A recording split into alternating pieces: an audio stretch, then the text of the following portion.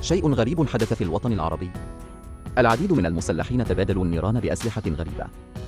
هذا أمر لا يصدق. النموذج الأولي لهذه الأسلحة هو علبة غاز عادي وأنبوب فولاذي كبير من الصين. ثم ما الذي تفعله هذه الأشياء في الصين؟ كيف استخدمه العالم العربي؟ وما هي النتائج المذهلة التي تحققت في النهاية؟ سيقدم لك هذا الفيديو قصة علبة غاز. لطالما كان العالم العربي موطنا للعديد من الشعوب وشكل العديد من البلدان والمناطق، ونتيجة لذلك أصبحت النزاعات بين الدول أمرا شائعا.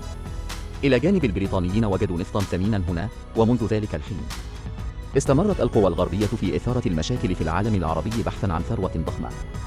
تحويل العالم العربي إلى منطقة حرب بتوجيه من قانون الغاب بقيادة دولة دبي الغنية. قاموا بشراء أسلحة أجنبية متطورة على وجه السرعة للحفاظ على الوضع، وتم إلقاء الكثير من الأموال في الغرب، بحيث حقق تجار الأسلحة ثروة.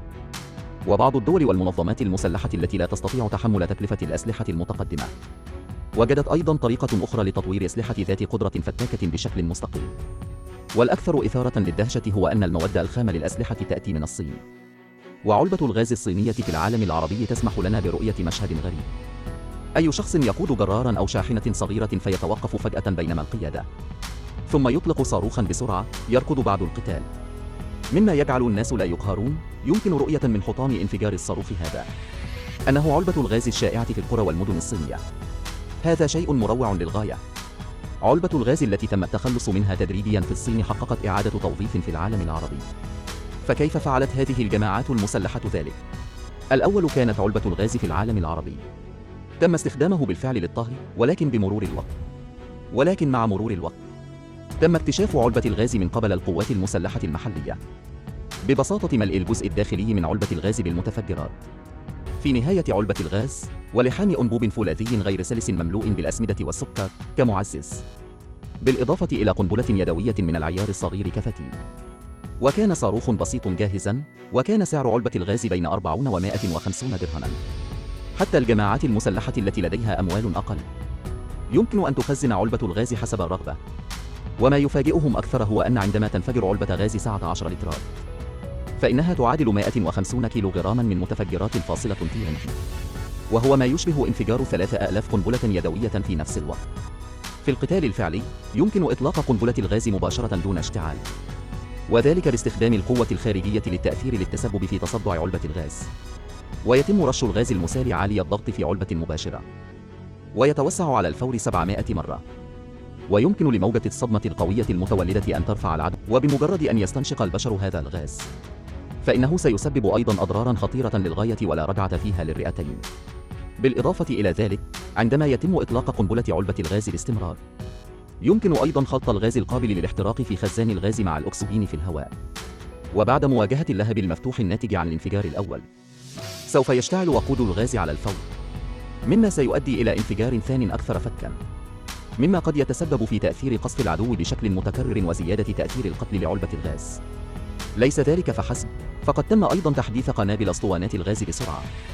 فقد صنعت الجماعات المسلحة منصة إطلاق باستخدام أنابيب فولاذية كبيرة مهملة، وأصبحت القنابل صواريخ، وتم تجهيز ذيل الصاروخ بجهاز زعنفة ذيل.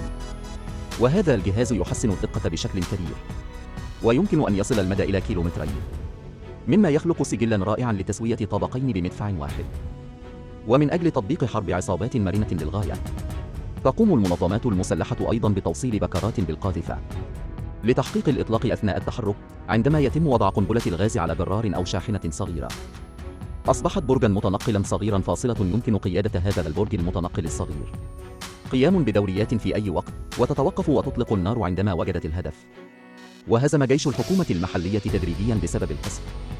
وأخيرا بدأ في مواجهة الأسلحة. دراسة مصدر قنبلة علبة الغاز. وفقا لمعلومات التصنيع عن حطام علبة الغاز، اتضح أنها علبة غاز تباع في الصين. في البداية كان جيش الحكومة المحلية واثقا تماما من أنه يمكن أن يحصل على بيان، بل وتوقع أن يعوض البائع.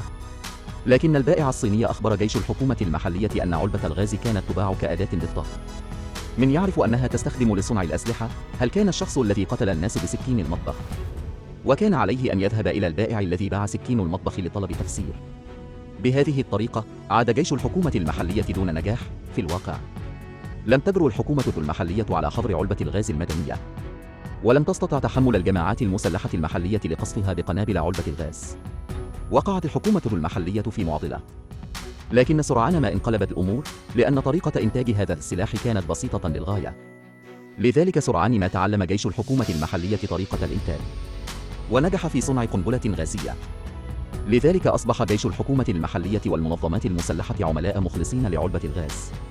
واشترى الجانبان عددا كبيرا من علاب الغاز في كل مرة من أجل تحسين مستويات معيشة السكان المحليين، مما أدى أيضا إلى زيادة طلب العالم العربي على علاب الغاز عاما بعد عام. في كل عام يتدفق ما يصل إلى 190 مليون علبة غاز إلى العالم العربي، لكن عدد الأشخاص العاديين الذين يستخدمون الطهي لم يزدد، ولكن تم دمج عدد كبير من علاب الغاز في الحكومات المحلية والمنظمات المسلحة.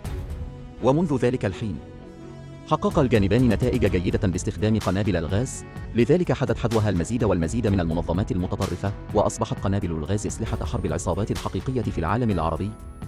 فما رأيك في هذا السلاح الذي تم تطويره ذاتياً؟ يرجى التعبير عن رأيك في قسم التعليقات.